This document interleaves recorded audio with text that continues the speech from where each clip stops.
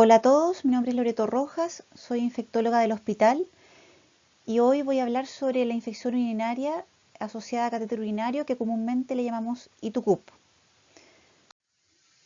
Les voy a hablar sobre la importancia de conocer y hacer el diagnóstico de esta enfermedad, cuáles son los principales microorganismos que la producen y lo más importante es cómo prevenirla para evitar que haya nuevas infecciones urinarias en nuestro hospital.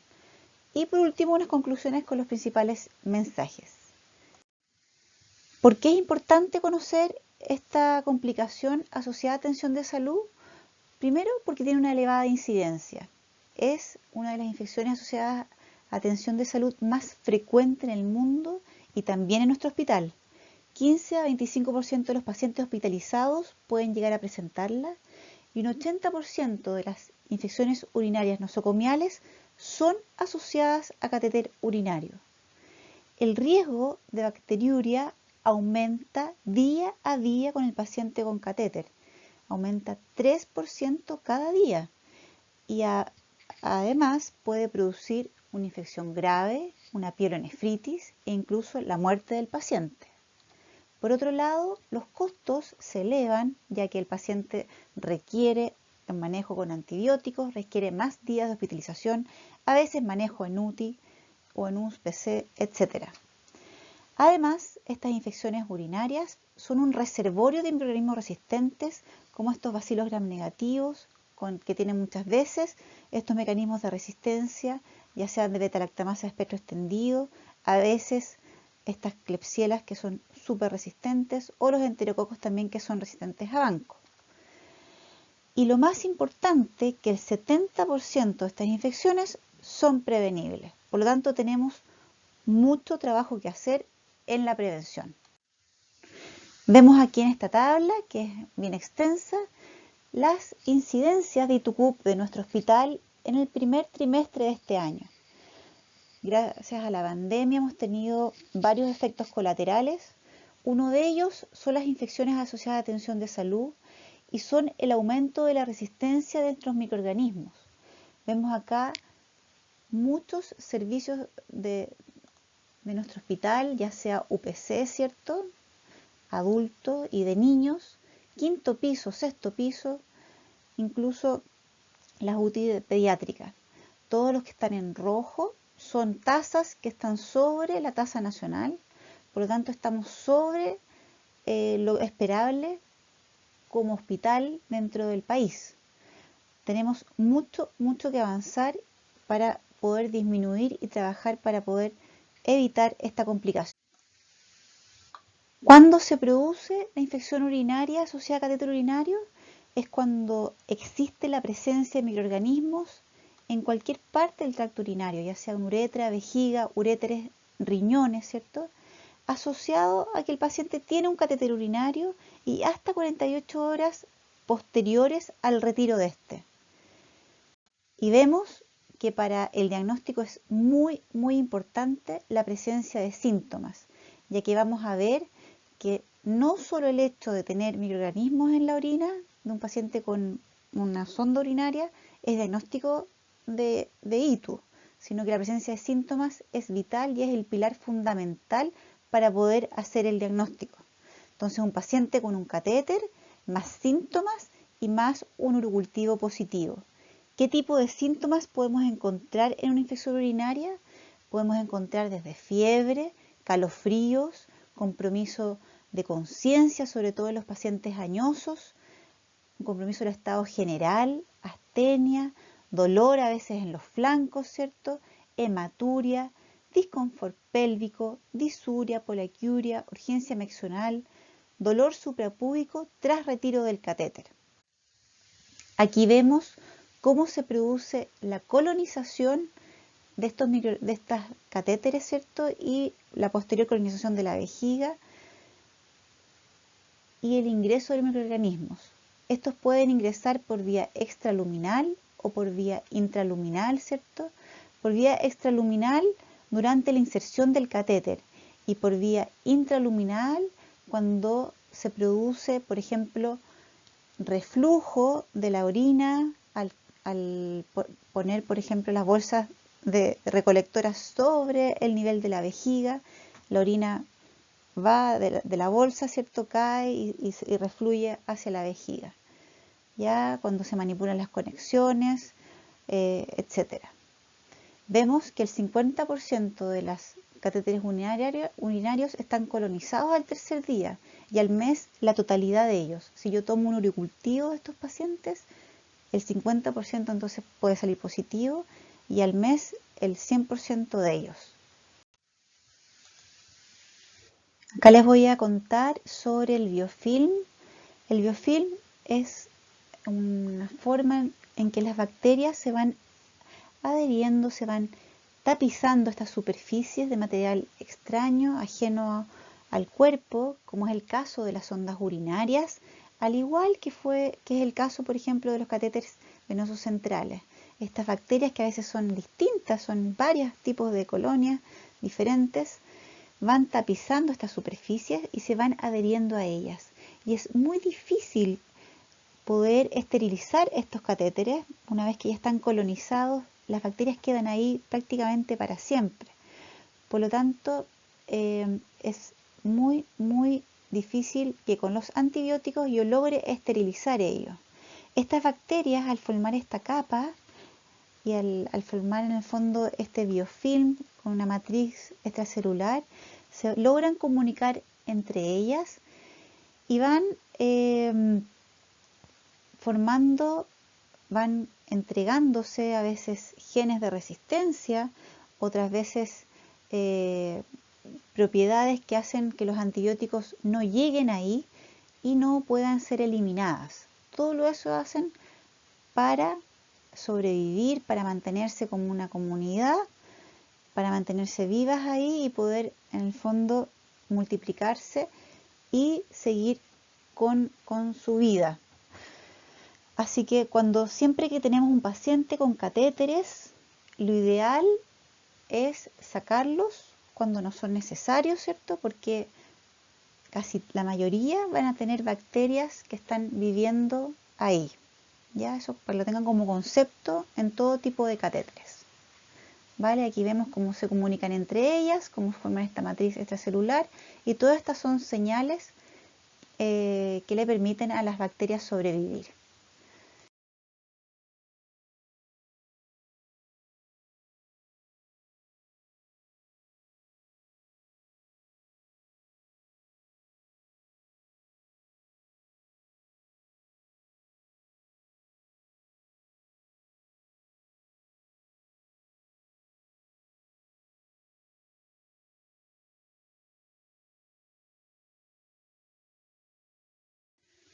Aquí vemos una foto donde con microscopía electrónica se puede observar muy bien todas las bacterias pegaditas a estos catéteres a veces, estos catéteres venoso central, y vemos que cuando se adhieren a esta superficie se mantienen ahí por mucho tiempo, indemnes a cualquier antibiótico.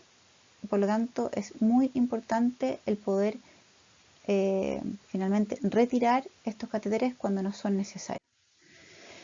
¿Cómo se toma la muestra del urocultivo? Es algo básico para que yo pueda interpretar después este resultado y no tratar de más a muchos pacientes, ¿cierto? Ver bien cómo se toma la muestra. Y es así como una buena toma de muestra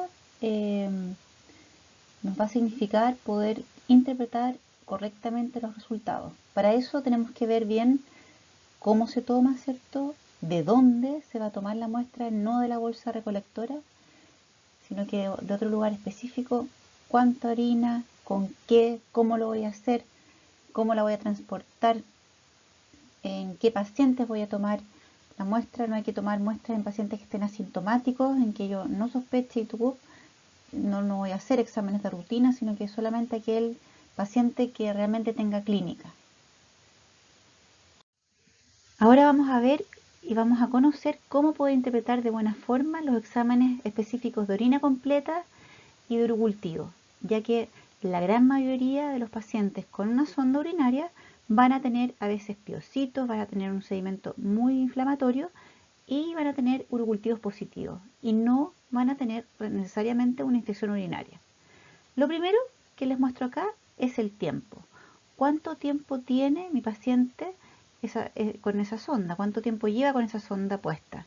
Si lleva mucho tiempo, lo más probable es que salga positivo. Y algunas guías recomiendan, por ejemplo, 2 semanas. Si un paciente tiene más de 2 semanas, cambiar la sonda antes de tomar los exámenes. En nuestro hospital se ha definido que si el paciente tiene más de 1 semana, una sonda puesta, yo le quiero tomar un urocultivo y sedimento de orina, yo sospecho de infección urinaria, yo debo cambiar esa sonda antes de tomarle los exámenes. O sea, esos exámenes tienen que ser tomados con sonda nueva. La otra recomendación importante es no realizar estos urocultivos y esta toma de exámenes en aquellos pacientes que realmente no tienen síntomas. No se hacen urocultivos de vigilancia. No va a depender, no voy a decidir nada, no voy a tomar ni una decisión de sacarle la sonda si es que el urocultivo sale positivo. Por lo tanto, no se hacen urocultivos de vigilancia. La gran mayoría pueden salir positivos. El otro concepto importante es la piuria. La piuria por sí sola no es diagnóstico de infección urinaria. Y esta piuria no me va a diferenciar entre infección urinaria y una bacteriuria asintomática. La diferencia entre una infección urinaria y una bacteriuria asintomática es realmente los síntomas, tal como lo dice acá. ¿De acuerdo? Por la misma razón, un paciente con una bacteriuria asintomática es un paciente que no tiene síntomas, que tiene un urocultivo positivo y le encuentro piuria en el sedimento, no lo voy a tener que tratar. Y aquel paciente, por el contrario, si un paciente tiene síntomas de infección urinaria, tiene dolor hipogastrio, tiene un poquito de fiebre, y yo en el sedimento urinario no encuentro un sedimento alterado, no hay piuria ahí, tengo que pensar que quizás ese dolor abdominal, que quizás esa fiebre, provenga de otro foco infeccioso. Es raro tener una infección urinaria sin piuria, ¿de acuerdo? Ese sí es un marcador importante, ¿ya? Por otro lado, es muy frecuente que, por ejemplo, los pacientes con una sonda de larga data, que están en casa, por ejemplo, presenten mal olor o la orina salga más turbia porque tienen más sedimento. Y los familiares se asustan mucho, el mismo paciente, porque creen que en realidad tiene una infección urinaria. Y solicitan muchas veces tomar el urocultivo e iniciar incluso antibióticos. Eso no es así, es muy frecuente que la orina de mal olor a veces y turbia y no necesariamente es una infección urinaria. O sea, una infección urinaria realmente, los síntomas de infección urinaria no es la orina de mal olor ni que esté turbio el sedimento. ¿Y cuáles son los microorganismos que producen con mayor frecuencia las ITUCUP en el hospital? El año pasado vemos acá en la UPC de adultos que los 3 principales microorganismos fueron el Enterococcus fecalis, la Escherichia coli y la Klebsiella pneumoniae. En pacientes no UPC, ya sea en medicina o en el 6º piso, fue la Klebsiella y la Escherichia coli. ¿Y por qué es preocupante esto? Porque la Klebsiella, por ejemplo, vemos acá la resistencia que tiene a los antibióticos. La resistencia de las Klebsielas que produjeron las ITUCUP en la UPC de adultos de nuestro hospital, todas ellas eran BLE. ¿Qué significa eso? Que tienen una beta-lactamasa, una enzima dentro de ellas que lo que hace es romper el anillo beta-lactámico de las cefalosporinas, ¿cierto? Y produce una resistencia a la ceftriaxona, por ejemplo, al cefepime. La gran mayoría también eran resistentes al ciprofloxacino y me quedaban muy pocas opciones terapéuticas. Vemos que los carbapenem incluso están bien comprometidos en esta Klebsiella, quedando solo la micacina, por ejemplo, y el imipenem como tratamientos que yo podría ocupar. O sea, la resistencia antibiótica de estos microorganismos más frecuentes que producen ITUCUP es elevada. Vemos que hay muchas guías para la prevención y vamos a ir viendo cuáles son los momentos más importantes que yo debo tener en cuenta para poder evitar estas infecciones urinarias. Primero, la indicación, que sea una indicación adecuada, que tenga indicación de una sonda ese paciente, que no esté puesta de más esa sonda Foley, porque eso hace que puede tener una infección que no la debería tener, ¿cierto? La instalación, el momento de la instalación también es muy importante, cómo se debe hacer. Y por último, la mantención de la sonda. Vamos a partir con las indicaciones entonces. Hay ciertas indicaciones de sonda Foley, no todo paciente lo necesita.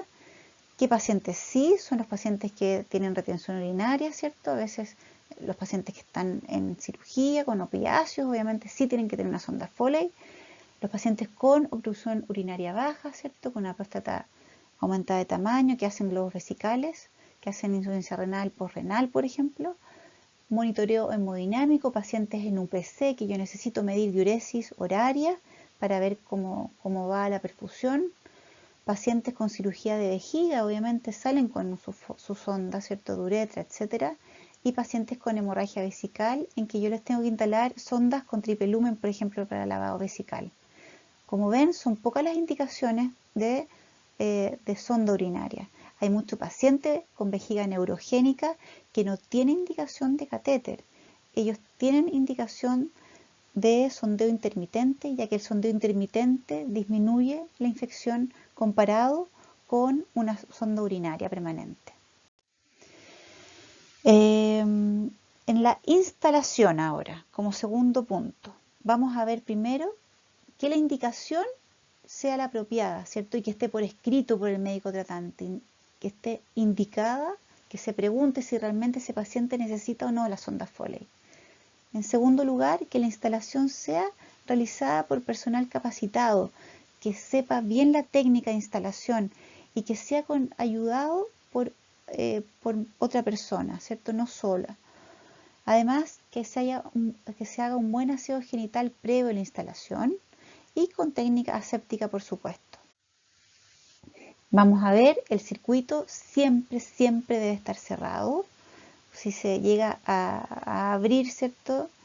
Voy a tener que cambiar de nuevo esto porque se va a contaminar.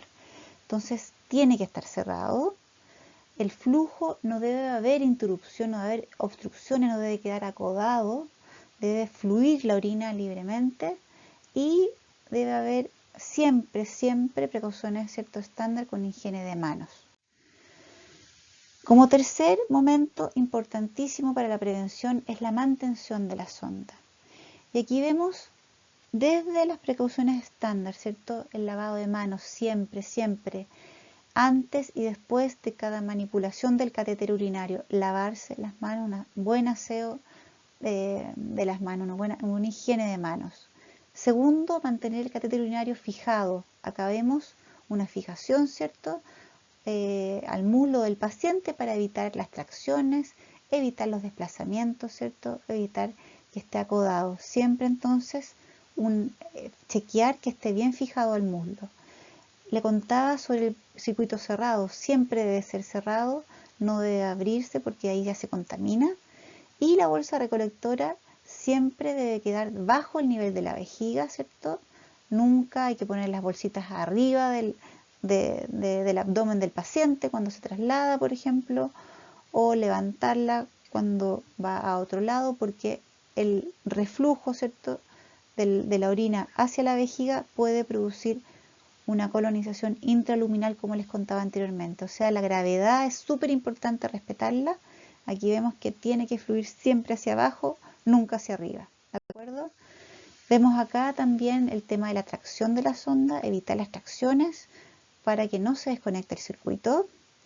Evaluar que no quede acodado, que no quede atrapado de repente la sonda con las barandas de la cama, que no esté pinzado tampoco, de repente se pinza porque tiene que trasladarse el paciente y queda por mucho rato pinzado, nadie se da cuenta de eso. Eso también produce infección urinaria. En el fondo es que siempre fluya la orina por la gravedad hacia abajo y que no hayan obstrucciones que en el fondo promuevan la infección. Además, nunca colocar el recolector en el suelo, que no esté tirado en el suelo, ¿cierto? Lavado de manos, como les contaba antes, y medir la diuresis. Cuando se van a manipular la bolsa recolectora, hay que siempre hacer aseo, higiene de manos. Usar guantes, no necesariamente estériles para poder hacer esto, para poder manipular la bolsa recolectora. Vaciarla, nunca esperar que se llene tanto antes de que se llene 3/4 de su capacidad. Medir la orina con técnica aséptica, evitar contacto de la salida con el frasco recolector, ¿cierto? Que no se contamine. Y ocupar un receptáculo limpio, seco, desinfectado.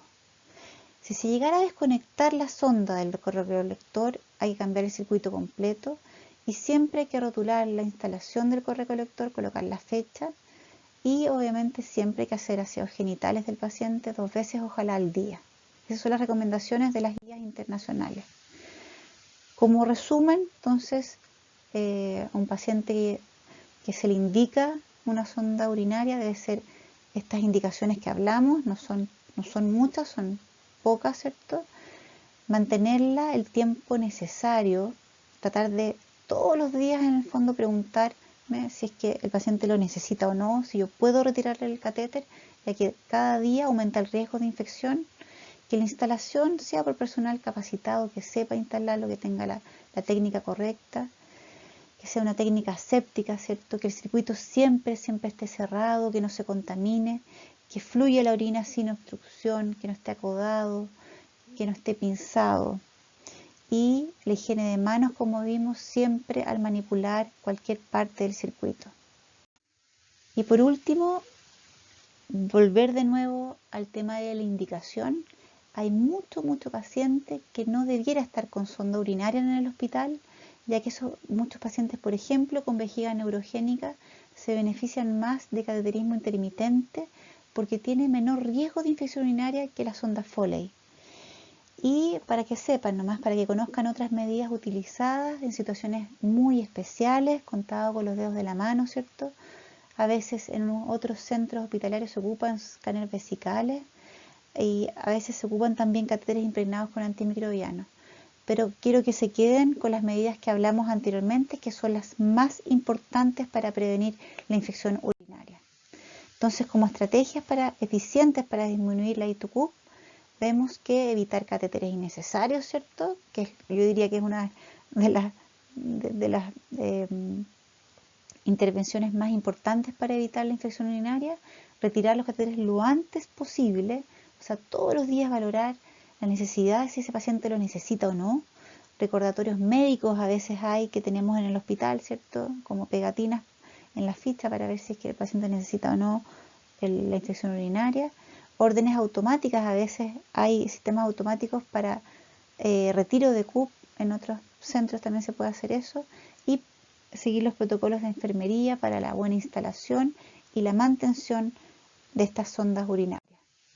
Entonces, como conclusiones, es muy importante esta infección porque es muy frecuente en los hospitales, produce una elevada morbimortalidad y costos y en el 70% de los casos es prevenible. O sea, es nuestra responsabilidad trabajar para evitar que volvamos a tener estos números rojos que les contaba y podamos volver a tasas inferiores como teníamos antes.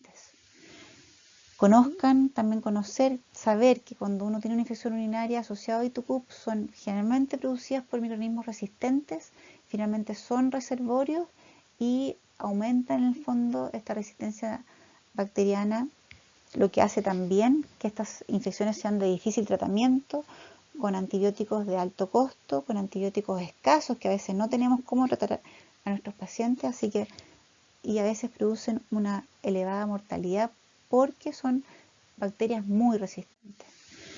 Y el diagnóstico es muy importante, la toma de la muestra, ¿cierto? Para poder interpretar este resultado y si tiene unos síntomas el paciente, muy importante.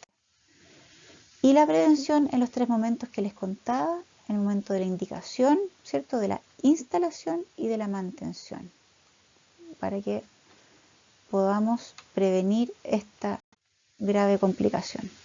Eso les quería contar y ojalá que podamos trabajar todos juntos en equipo para poder disminuir nuestras tasas de ITUCUP y así poder dar mayor seguridad a nuestros pacientes y evitar que tengan complicaciones durante su estadía en nuestro hospital. Los saludo a todos y que estén muy bien.